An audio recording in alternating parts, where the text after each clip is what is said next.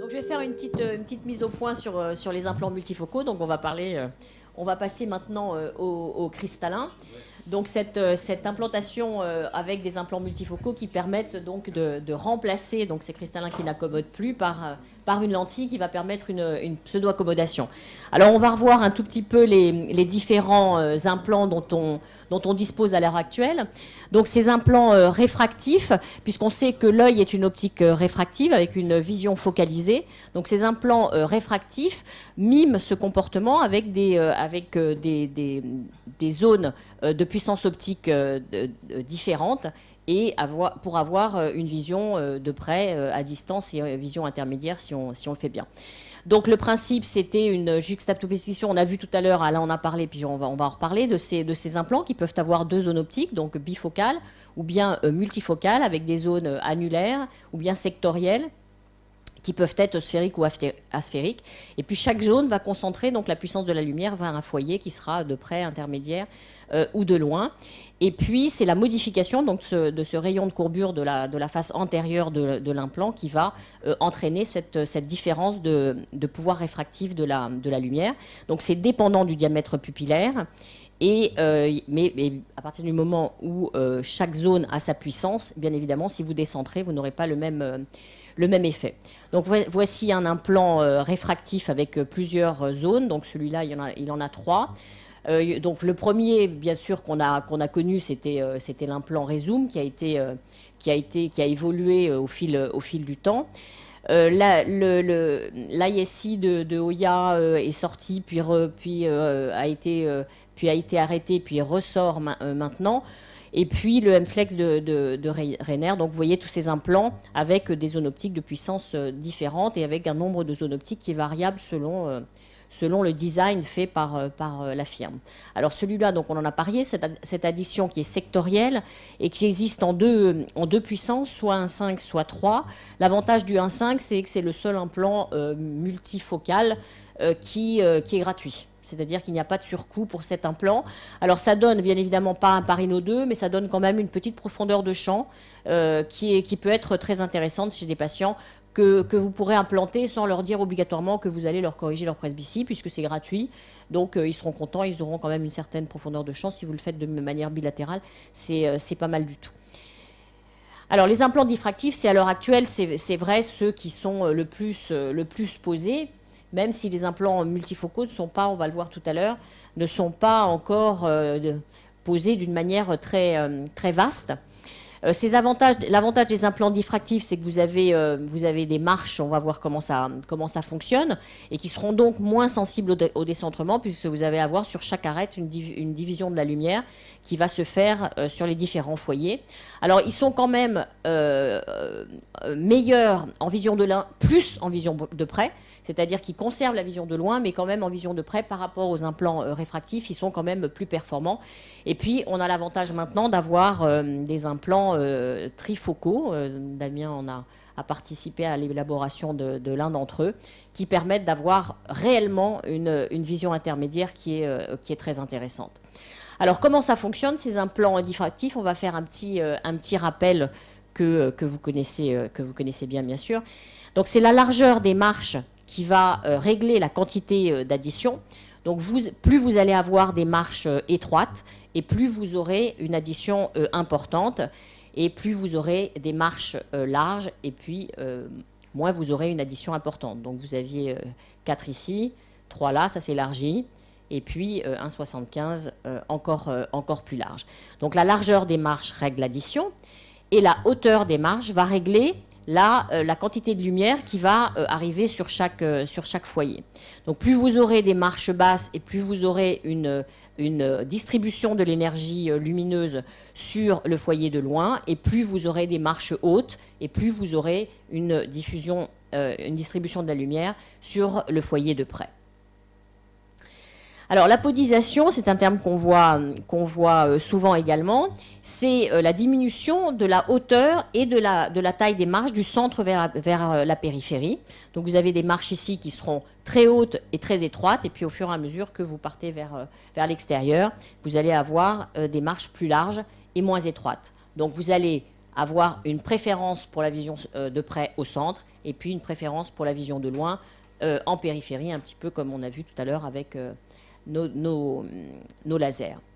Alors la distribution de l'énergie lumineuse, on l'a vu, elle dépend de la hauteur des marches. Si vous avez des marches constantes, vous allez avoir une distribution de la lumière qui est constante.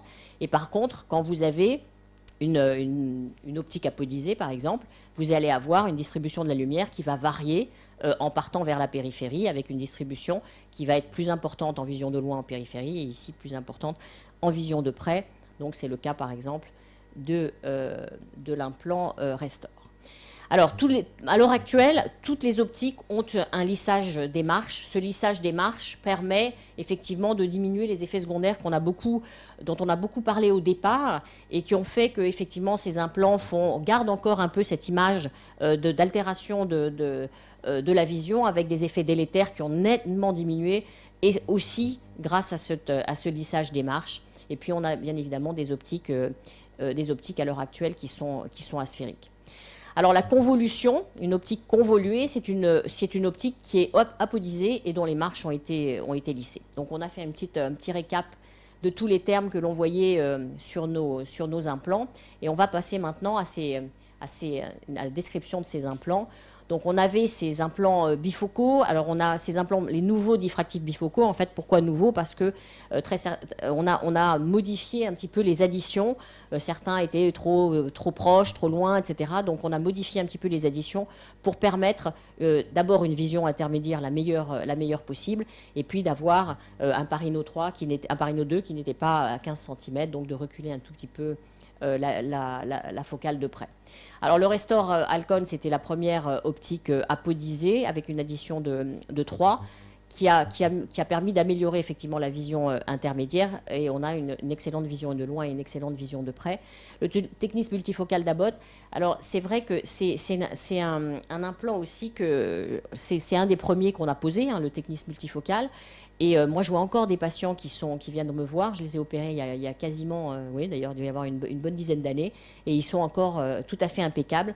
Donc, c'est vraiment tout ça, c'est des très bonnes optiques. Et ça donne des résultats tout à fait remarquables. Et puis, on a cette dernière génération d'implants trifocaux qui est apparu.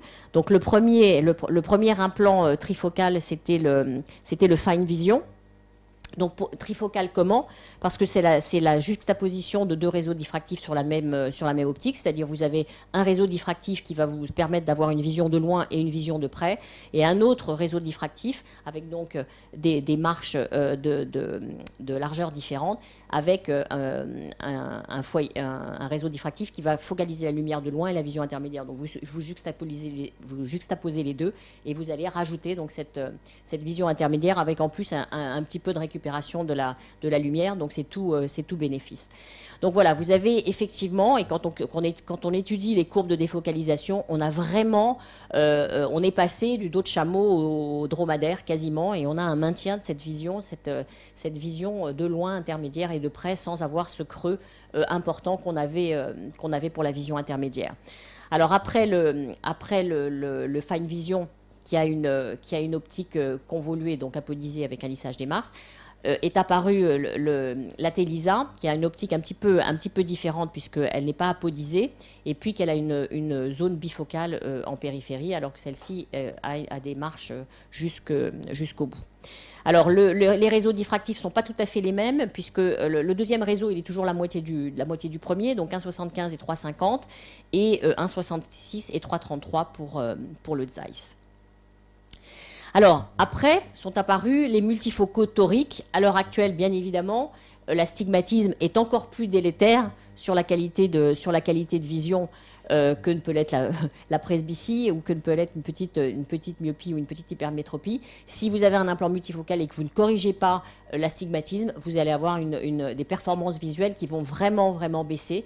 Donc, c'était très important d'avoir à notre disposition ces implants multifocaux toriques, donc qui permettent de corriger l'astigmatisme, parce qu'on le sait, faire des incisions, alors avec un couteau même calibré, diamant, etc., même avec les incisions limbiques relaxantes, c'est quand même moins performant que quand on met la tor directement sur l'optique multifocale. Alors à l'heure actuelle, on a ces implants réfractifs en torique et on a bien évidemment les diffractifs Restore et la Telisa, et le Fine Vision va sortir également en torique. Donc on aura un trifocal et la Telisa aussi va sortir en trifocal torique très bientôt.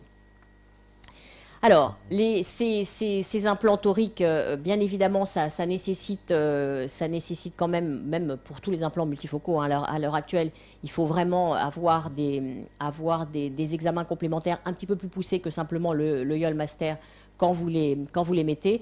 Mais ça, c'est capital d'avoir en plus, bien évidemment, la topographie et de faire plusieurs mesures, parce que ce qui est compliqué dans ces implants, c'est de rentrer les données de la kératométrie pour avoir un bon calcul de l'implant. Et ce n'est pas toujours superposé. Vous arriverez à vous poser de temps en temps des questions, savoir, j'ai un Pentacam qui me donne ça, un Orpscan qui me donne ça, un réfracteur qui me donne ça, le YOL Master qui me donne autre chose. Qu'est-ce que je prends comme kératométrie? Donc, en général, il faut essayer de faire plusieurs mesures et puis essayer de voir ce qui permet d'être le plus efficace. Le YOL Master est performant, mais c'est vrai qu'utiliser des topographes, ça peut être très utile. Alors, tous ces implants se commandent bien évidemment en ligne. Alors, je vous disais tout à l'heure que c'est des implants qu'on met beaucoup, 40% chez les convaincus dont je fais partie.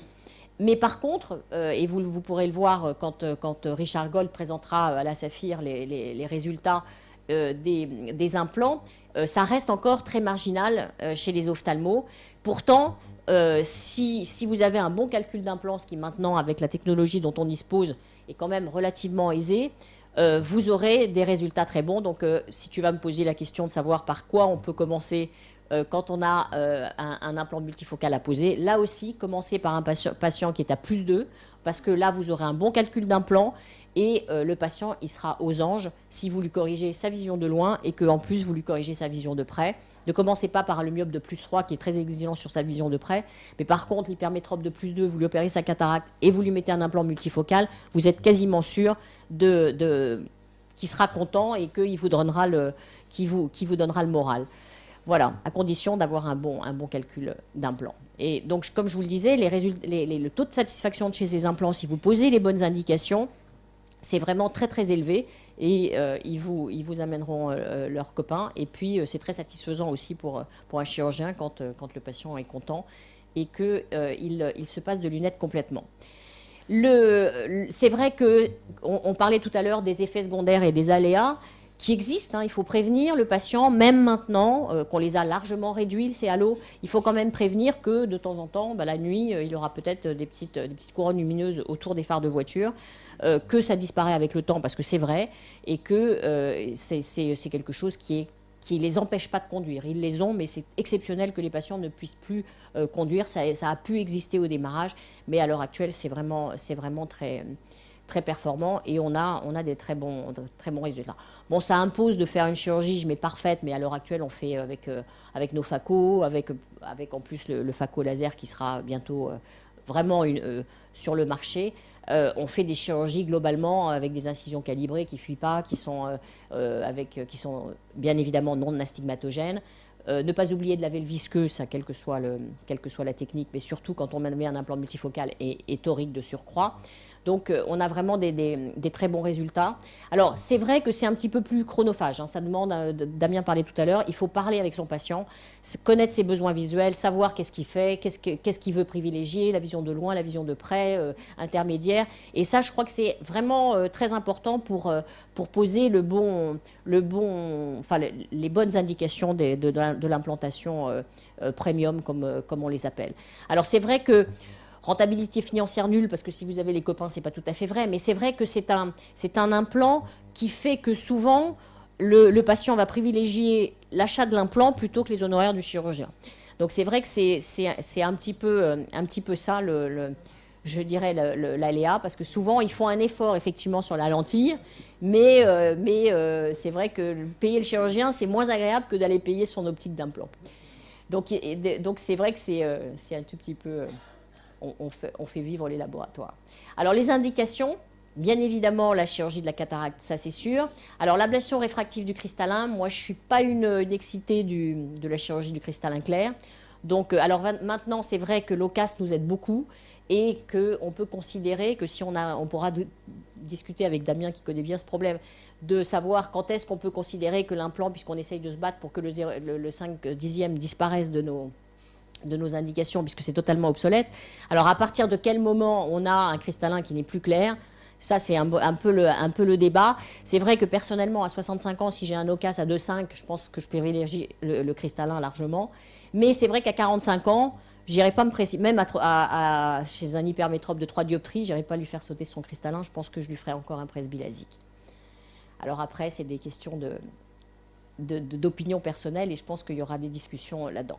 Alors, l'indication idéale, c'est effectivement, alors moi, ça c'est pas 55, c'est plutôt 60.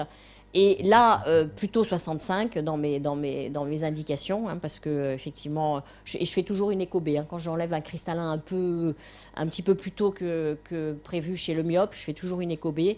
Je sais bien que l'éco-B n'est pas... On peut jamais être certain d'avoir un DPV, mais enfin, si Puech vous dit a priori que le dévitré est décollé, on peut le croire. Et donc, je fais en tout cas ça. Et puis, par contre, s'il me dit qu'il n'est pas décollé, je ne l'opère pas. J'attends.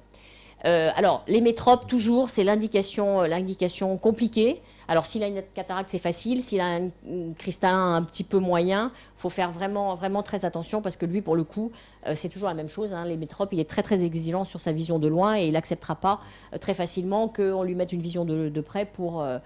si il passe à 5 dixièmes en vision de loin. Donc vraiment faire très, très attention. Alors chez les astigmates, hein, dès qu'il y a un astigmatisme supérieur à 0,75 dioptries, et maintenant même égal, je pose un implant torique parce qu'au moins je ne m'ennuie pas, puisque à l'heure actuelle on opère avec des incisions qui font moins de 2 mm, que donc vous êtes quasiment neutre sur le plan de l'astigmatisme. À ce moment-là, vous savez que vous serez quand même plus confortable sur le plan du résultat. Enfin, c'est le patient qui sera plus confortable sur le plan du résultat optique. Alors, quel implant? Je crois que c'est un petit peu comme les lasers. Hein. Vous allez en essayer un selon vos convictions. Et puis après, vous aurez une petite série. Et puis quand vous aurez une petite série, que vous aurez maîtrisé les indications, je crois qu'à ce moment-là, vous pourrez changer. C'est vrai que moi, je privilégie pour le moment les implants trifocaux parce que je trouve que c'est quand même très agréable, cette vision intermédiaire qu'on leur donne. Parce que c'est vrai qu'on est beaucoup maintenant, les patients, ils sont à chaque fois, ils vous disent, ah ben, l'ordinateur, est-ce que je peux, etc. Donc, je crois que c'est important. Mais on a à notre disposition de très très nombreux implants multifocaux qui sont tous de très très bonne qualité. Et je crois que l'essentiel, c'est pas de choisir l'implant, c'est de choisir le patient, à mon avis. Voilà, donc quel implant vous allez commencer, comme je vous le disais, à en poser un. Puis si vous choisissez votre bon cas, bah, vous continuerez parce qu'effectivement, vous aurez des bons résultats et que vous n'aurez qu'envie de continuer. Alors, ça demande par contre un certain nombre de précautions. Donc, on a parlé du questionnaire. C'est vrai que les patients, il faut les interroger. Il faut faire un examen ophtalmologique complet. Et là-dedans, il y a une chose que je n'ai pas notée et qu'il faut impérativement vérifier, c'est la surface oculaire. On en a parlé tout à l'heure. Et la surface oculaire, c'est capital. Ça peut vous bousiller un résultat simplement parce que vous avez un syndrome sec ou une cornée qui est pas bien lubrifiée. Ça demande ces examens. C'est vrai que maintenant, l'OCT maculaire devient presque médico-légal. Si je l'ai marqué, tiens, le syndrome sec, je pensais l'avoir oublié. Et puis, bien évidemment, personnaliser, adapter la formule. Et puis, systématiquement, on fait une topographie et puis je fais un OSI de manière systématique. Alors, plus vous allez détailler les aléas sans tomber dans le... Mais plus vous allez détailler les aléas, moins vous allez avoir de patients qui vous diront « vous ne m'avez pas dit ». Donc vraiment, moi je leur donne maintenant, on parlait tout à l'heure de la monovision, je leur donne maintenant un petit schéma avec un œil de loin, un œil de près, la flèche rouge au milieu qui simule la vision, une photo des phares de voiture avec les halos, etc. pour bien leur montrer. Je leur dis, rappelez-vous le petit schéma que je vous ai donné. Et là, c'est vraiment, il faut détailler vraiment les aléas, comme ça vous n'aurez pas, enfin le patient n'aura pas de surprise et ne viendra pas vous ennuyer avec le « vous m'avez pas dit ». Leur dire qu'effectivement il faudra qu'ils aient beaucoup de lumière parce qu'on divise la lumière quand même si après 40 ans on a besoin de lumière de toutes les façons, mais on a besoin avec ces implants quand même d'une intensité lumineuse plus importante et que le plus souvent malgré tout il faut faire une chirurgie bilatérale et que le résultat, vous ne l'avez pas obligatoirement à J1 du deuxième œil. Il faut attendre un certain temps pour que ça se mette en place, et parfois quelques jours, voire quelques semaines pour obtenir le confort optimal, et en particulier sur la vision intermédiaire. Alors, si jamais votre résultat n'est pas parfait, parce que ça fait souvent un petit peu peur aussi à certains pour commencer, sachez qu'on peut optimiser les résultats initiaux si jamais vous n'avez pas, il vous reste une petite amétropie résiduelle. Alors moi personnellement, on a fait une grande discussion un jour avec les gens de la Saphir, savoir quelle était la meilleure alternative quand vous aviez une erreur réfractive. Personnellement, c'est la solution que je privilégie plutôt que d'aller changer l'implant. Mais voilà, donc ça c'est quand vous avez à votre disposition un laser excimer, vous faites, en général, l'erreur réfractive, malgré tout, elle est tout à fait minime. Vous vérifiez que la cornée, bien évidemment, peut en bénéficier. Et à ce moment-là, vous faites un petit coup de laser, LASIK ou PKR si vous le souhaitez, pour corriger le -1 ou le +1 que vous avez, ou le 0,75 d'astigmatisme. Et là, je peux vous dire que vous allez avoir une remontée de votre résultat et de la satisfaction de votre patient. Alors, le changement d'implant, c'est toujours faisable, bien évidemment. Moi, j'ai toujours peur que ce changement d'implant puisse évidemment induire un astigmatisme si vous êtes obligé de rouvrir, et à ce moment-là, vous serez encore plus délétère, ou avoir un petit pépin capsulaire et que vous puissiez pas, ou zonulaire et que vous puissiez pas remettre un implant multifocal. Bon, mais c'est vrai que ça peut être très facilement fait, bien évidemment. Alors ça aussi, ça peut être une solution à l'implantation en piggyback. Si vous n'avez pas mis un multifocal, vous pouvez mettre un multifocal, enfin une deuxième lentille en piggyback multifocal, mais ça peut être une solution, d'autant plus que maintenant ces implants sont designés pour se trouver dans le sulcus avec une face postérieure concave pour être à distance de l'implant, puisque pour éviter la fibrose bien évidemment, qu'ils ont une longueur ortho qui est très grande, qui évite d'avoir une rotation, donc vous pouvez même les avoir en torique. Donc ça permet effectivement d'avoir des solutions qui peuvent être intéressantes. Vous allez juste glisser cette lentille sur la précédente et ça peut être une solution séduisante. Alors voilà, donc à l'heure actuelle, on a des implants multifocaux. Les firmes nous aident, hein. Il y a des technologies qui sont tout à fait performantes.